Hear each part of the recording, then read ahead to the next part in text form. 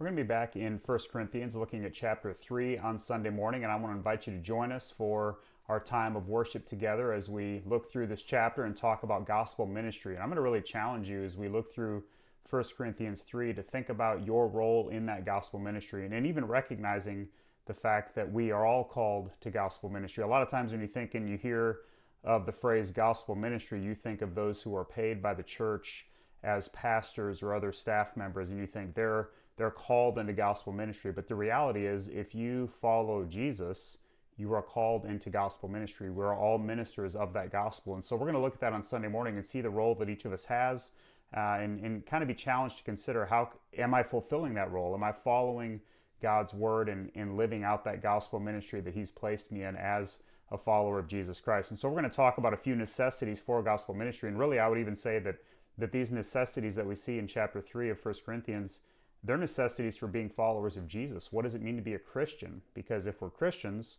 we are ministers in the gospel. And so we're going to look at that Sunday. I hope that you'll join us at 9 o'clock for our prayer gathering, at 9:30 for our family groups, that hour of Sunday school for all ages, and then at 10:40 for our worship celebration. And then we have a couple meetings for different groups in the afternoon. And then Sunday evening, of course, we have our Trail Life troop meeting for parents and guardians and boys who are elementary, middle school, and high school. And so you're invited to join us for that. Looking forward to that time as well. But I want to encourage you to read 1 Corinthians 3 before Sunday. Really think about that ministry of the gospel, and even beware of some of the dangers that we see there when those who don't fulfill that ministry, and more importantly, those who tear it down, as we see in chapter 3. So let's gather together for fellowship and worship. Looking forward to that time with you on Sunday.